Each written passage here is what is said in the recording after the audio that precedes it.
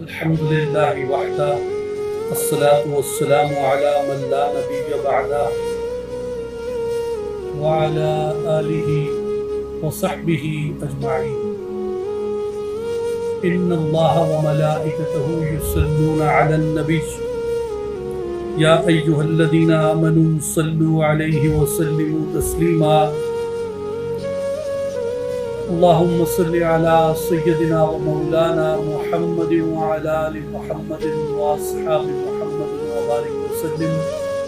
بآواز بلند پڑھیے الصلاۃ والسلام علیک یا رسول اللہ، الصلاۃ والسلام علیک یا حبیب اللہ، وعلى آلک واصحابک یا محمد رسول اللہ صلی اللہ علیہ وآلہ وبارک وسلم. قابل احترام شہزادہ سلطان الفقر حضرت سلطان محمد بہادر عزیز صاحب، قابل احترام بزرگوں، بھائیوں، ساتھیوں، السلام علیکم ورحمۃ اللہ وبرکاتہ. آج ہماری خوش قسمتی ہے کہ ہم اس غم میں جمع ہیں جس میں آنسو بہانا خود سید الانبیاء محمد مصطفیٰ احمد مجتبیٰ صلی اللہ علیہ وآلہ وسلم کی سنت ثابتہ ہے کہ جب فرشتے نے حضور نبی کریم علیہ السلام کو آ کے خبر دی، اطلاع دی کہ اے اللہ کے نبی، آپ نے جس بچے کو گود میں اٹھا رکھا ہے، میں آسمان سے خبر لایا ہوں کہ اسے شہید کیا جائے گا. تو اس بات کو بیان کرتے ہوئے رسول اللہ صلی اللہ علیہ وآلہ وسلم کی مبارک آنکھوں سے آنسو آ گئے. تو غم حسین صرف بعد والوں نے نہیں منایا، غم حسین سب سے پہلے سید الانبیاء صلی اللہ علیہ وآلہ وسلم نے منایا. میرے بھائی اور بزرگوں، یہ وہ عظیم اندوہناک ایک سانحہ اور واقعہ ہے جو بعد میں آنے والی امت کی سمت کو، ڈائریکشن کو طے کرتا ہے کہ کون ظلم کے، غصب کے، دھونس، دھاندلی، جبر، تشدد، استبداد اور وائلنس کے ساتھ ہے، اور کون عدل کے، حق کے، انصاف کے، شرافت کے، اخلاق کے، کردار کے، علم کے، حلم کے ساتھ ہے.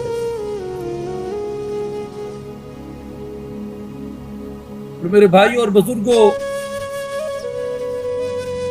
آج ناچیز آپ سے گفتگو دو حصوں میں عرض کرے گا. ایک مختصر سی تمہید ہے، اور اس کے بعد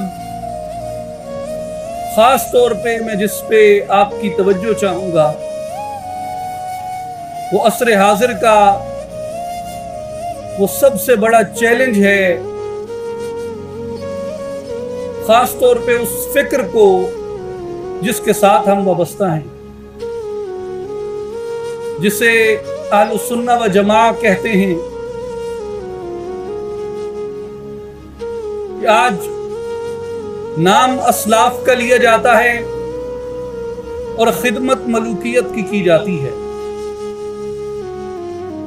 آج کل نام سلف صالحین کا لیا جاتا ہے اور خدمت بادشاہتوں کی بقا کے لیے کی جاتی ہے. آج کل حلیہ اسلام والا اور علماء والا بنایا جاتا ہے اور کام डकैतों, गुंडों के, कातलों के दिफा का किया जाता है। आजकल नाम इल्म का लिया जाता है, लक़ब उलमा के इख्तियार किए जाते हैं, हकीकतन इल्म को कत्ल किया जाता है और उलमा की बदतरीन तौहीन है वो जो अपने आप को आलिम कहते हैं। इल्म क्या सिखाता है? आलिम होने का मनसब क्या है? आलिम होना हक के साथ होना है, इल्म इंसाफ को, इखलाक को सीखना है। और मेरे भाइयों, आजकल ये सलफ सालेहीन का नाम लेके जिस इस्तिबदाद की, जिस यजीदियत की, जिस जुल्म की हिमायत की जाती है, मैं आपको सिर्फ आज गुफ्तगू के दूसरे हिस्से में ये बताना चाहता हूं कि करबला के बारे में, अहले बैत अतहार के बारे में, हुजूर नबी करीम अलैहिस्सलाम की आल के बारे में सलफ सालेहीन का क्या नुक्ते नजर था। और ये जो उन असलाफ का नाम लेके, उन सलफ सालेहीन का नाम लेके किस मुंह से, किस ढिठाई से इन्हें ये हिम्मत और ये जसारत है कि ये यजीद का और अहले बैत अतहार के दुश्मनों का दिफा कर सके। इसके लिए सुल्तानुल आरिफीन हजरत सखी सुल्तान बाहू रहमतुल्लाह ताला अलैह का एक उसूल ज़हन में बिठा ली जो आपने अपने एक बैत में अता किया। आप फरमाते हैं कि अलस्तु बिरब्बिकुम, सुनिया दिल मेरे, जिंद कालू बला को केंदी हूँ, हुब वतन दी गालिब आई, हिक पल सवण न देंदी हूँ, कर पवे तेनू राजन दुनिया, तू हकदा राह मरेंदी हूँ, आशका मूल कबूल न कीती या हजरत बाहू, तोड़े कर कर जारियां रोंदी हूँ।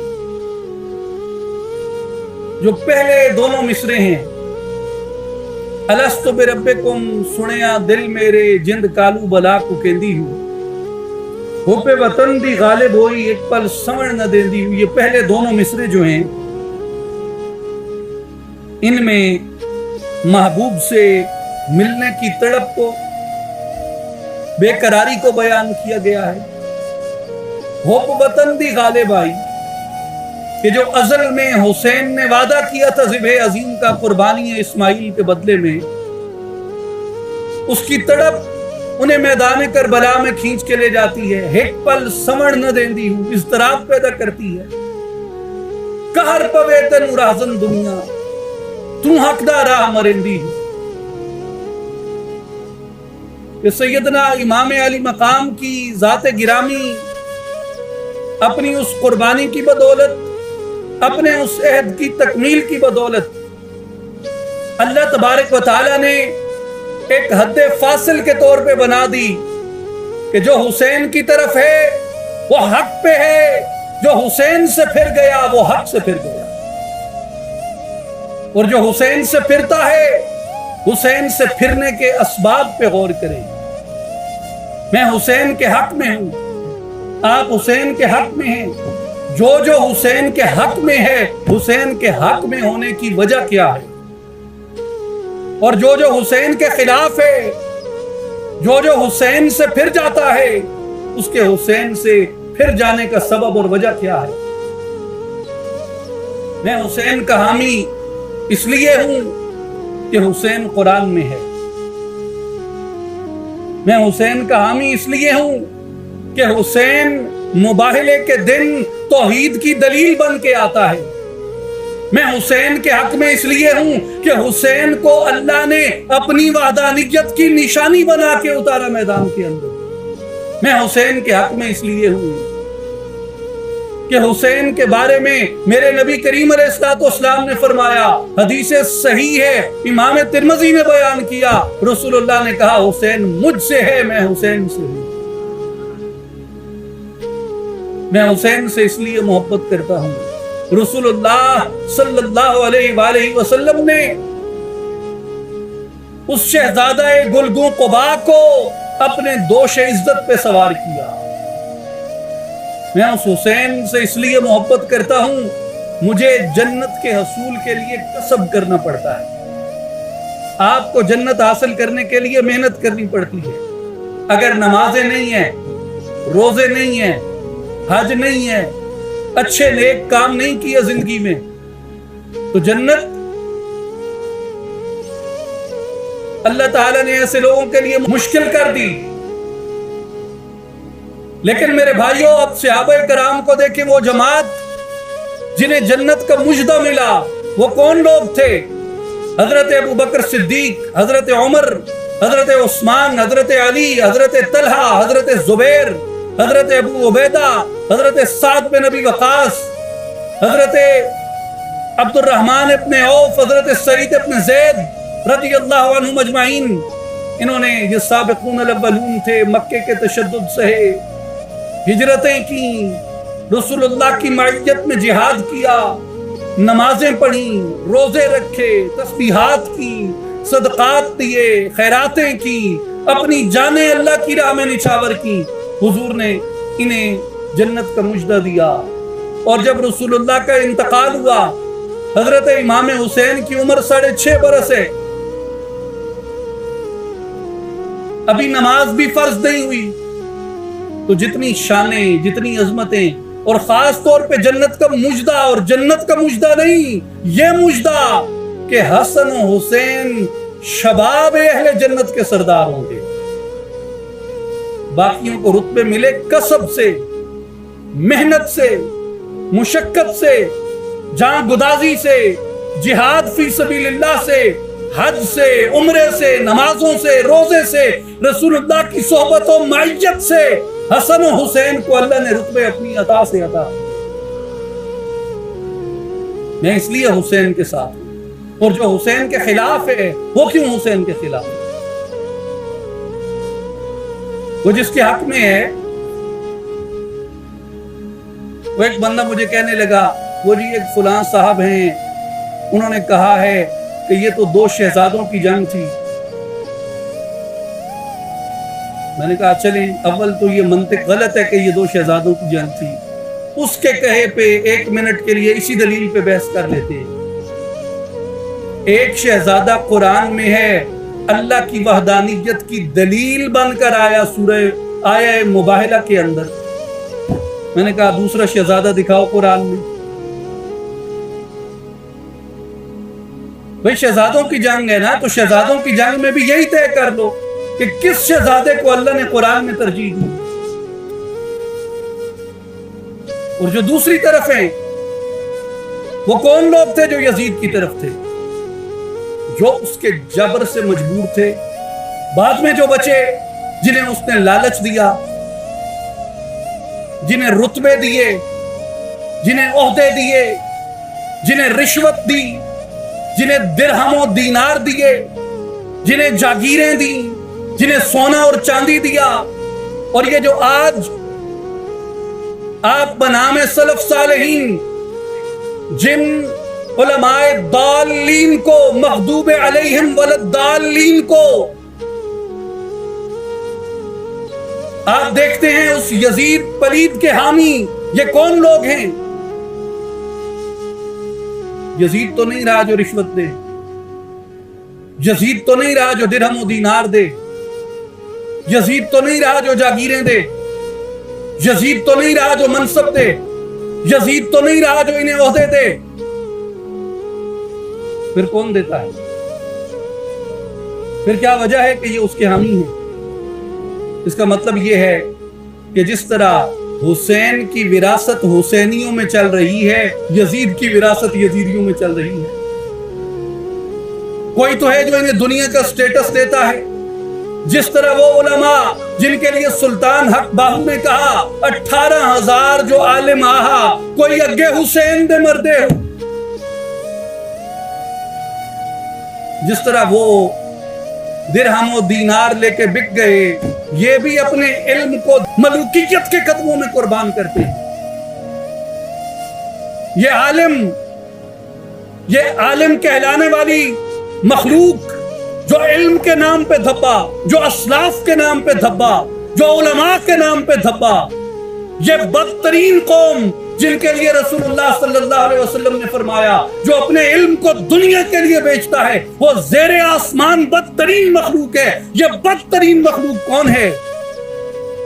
جو اپنے علم کو ملوکیت کے قدموں میں قربان کرتے ہیں، اس لیے کہ اگر حسینیت کا نعرہ اٹھے گا تو عدل کا نعرہ ہوگا، انصاف کا نعرہ ہوگا، برابری کا نعرہ ہوگا، مساوات کا نعرہ ہوگا۔ اس میں ملوکیت چل نہیں سکتی، استبداد چل نہیں سکتا، ظلم چل نہیں سکتا، جبر چل نہیں سکتا۔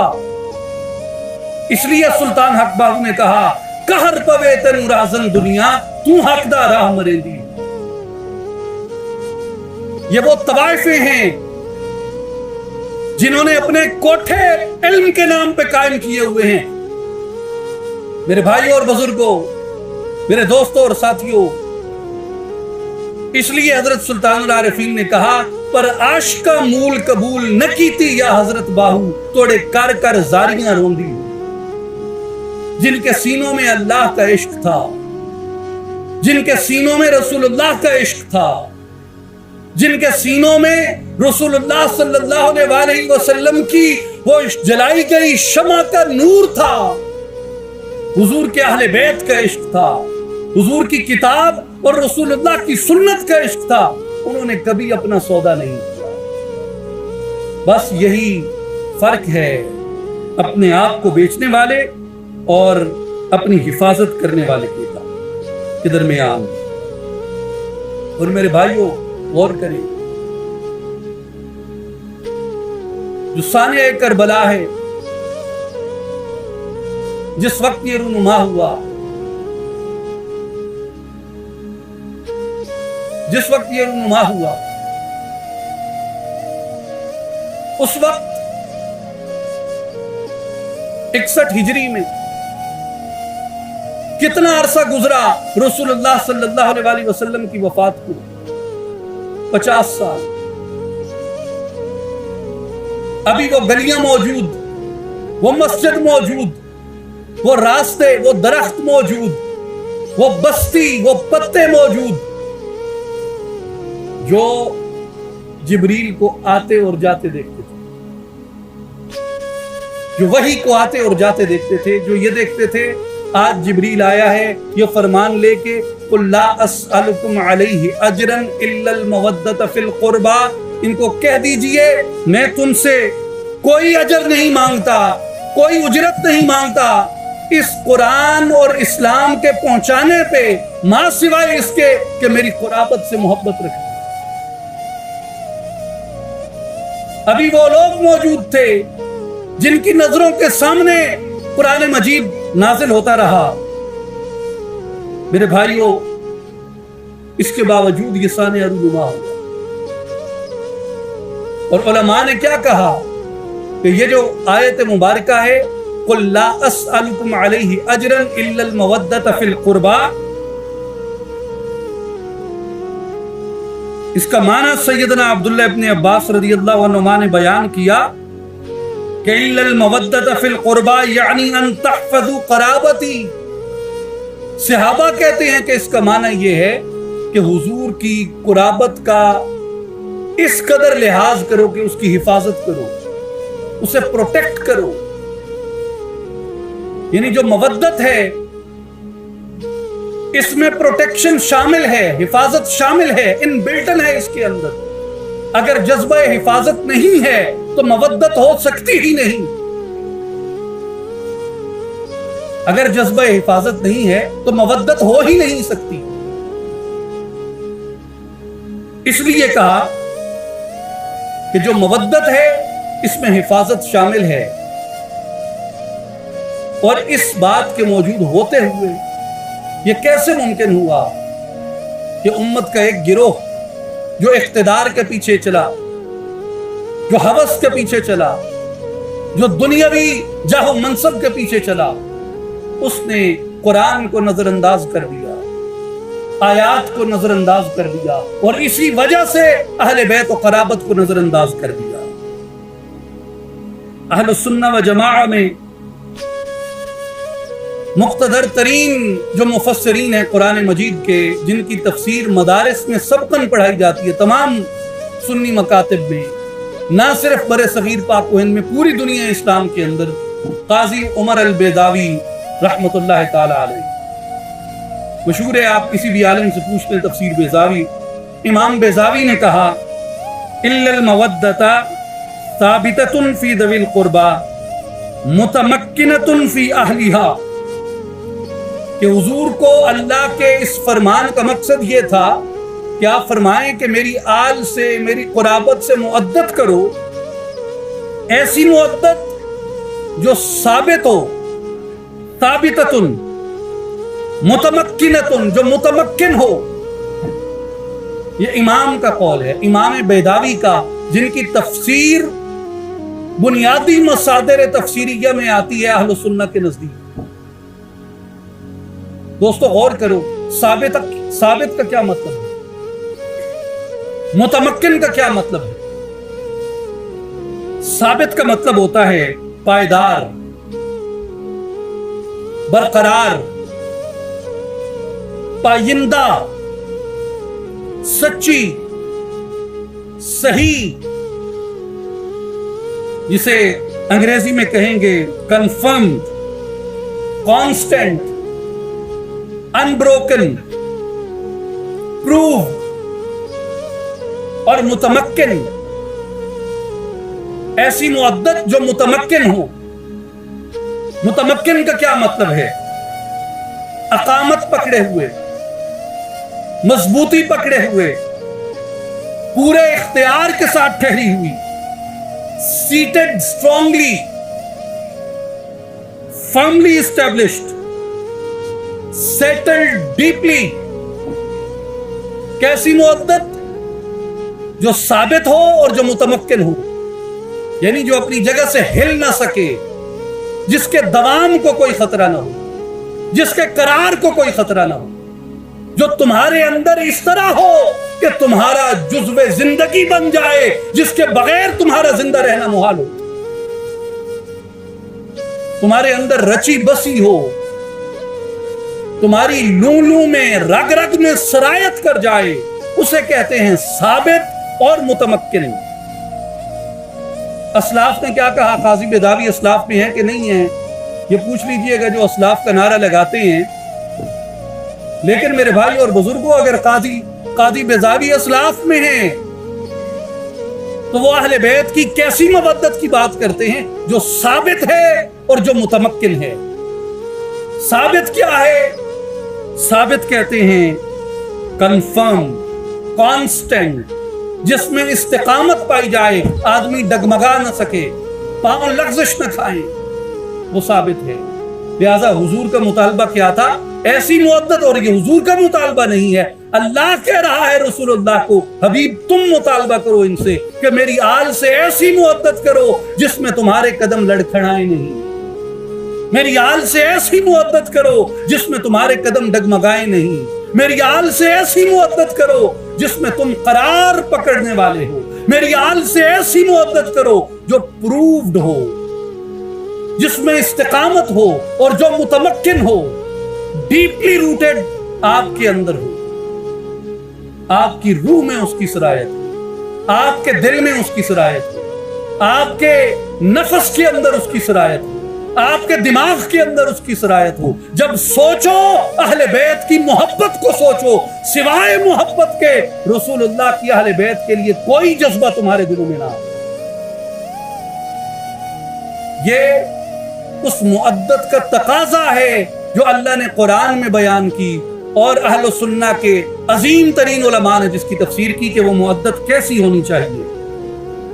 और मेरे भाई और बुजुर्गों, अभी ये वही जमाना था जिस जमाने में लोग ये आयात, ये अहादीस याद रखा करते थे, सुन रखी थी जिन्होंने बराह रास्त सैयदुल अंबिया सल्लल्लाहु अलैहि वसल्लम से, उज़क्किरुकुमुल्लाहु फी अहली बैती, उज़क्किरुकुमुल्लाहु फी अहली बैती, उज़क्किरुकुमुल्लाहु फी अहली बैती। मैं तुम्हें अपने अहले बैत के बारे में डराता हूं। 3 बार कहा मेरे नबी ने।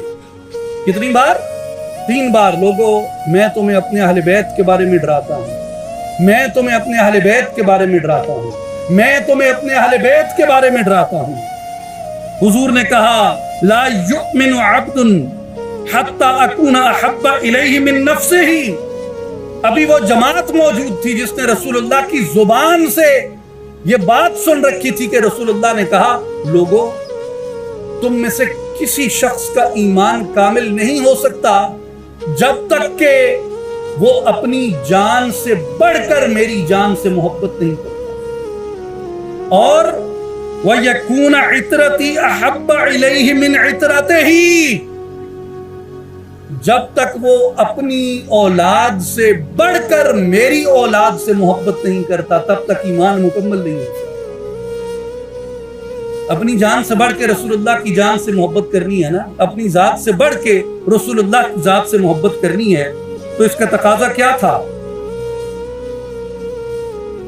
اس کا تقاضا کیا تھا؟ اس کا تقاضا تو پھر یہی ہے جو حضور نے خود وضاحت کر دی کہ اس میں شامل ہے کہ میری آل سے محبت کرو اپنی آل سے بڑھ کے، میری آل سے محبت کرو اپنی آل سے بڑھ کر، میری عطرت سے محبت کرو اپنی عطرت سے بڑھ کر، میری بیٹیوں سے محبت کرو اپنی بیٹیوں سے بڑھ کر، اور میرے بیٹوں حسن و حسین سے محبت کرو اپنے بیٹوں سے بڑھ کر۔ اگر حضور کے یہ فرمان زیر نظر ہوں حکمران کے سامنے یا اس کے گماشتوں کے سامنے، تو کیا یہ ممکن تھا وہ سانحہ رونما ہوتا جو سانحہ سیدنا علی کرم اللہ وجہ الکریم کے ساتھ پیش آئے؟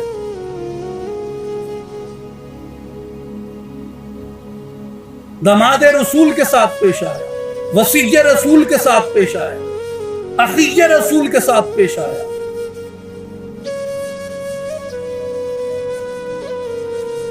ان کے خلاف امت نکل کھڑی۔ پھر سیدنا علی کرم اللہ وجہ الکریم کو حالت نماز میں مسجد کوفہ میں شہید کیا گیا۔ ابھی وہ لوگ موجود ہیں، وقت اتنا نہیں بیتا، مگر یہ کیسے ہوا؟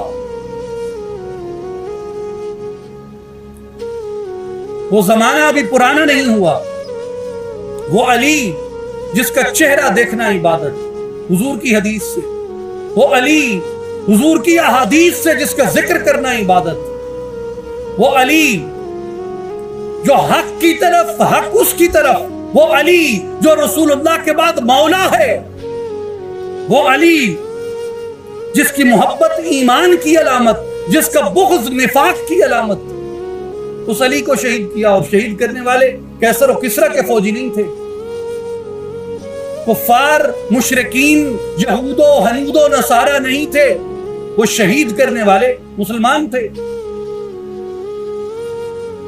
اور اس سے بھی جی نہ بھرا سیدنا امام حسن المجتبی رضی اللہ تعالیٰ عنہ، جنہیں میرے نبی نے کہا یہ میرا بیٹا سردار ہے، یہ میری امت کے دو گروہوں میں صلح کروائے گا، یہ میرا بیٹا جنت کے جوانوں کا سردار ہے، یہ اس دنیا میں میری خوشبو ہے۔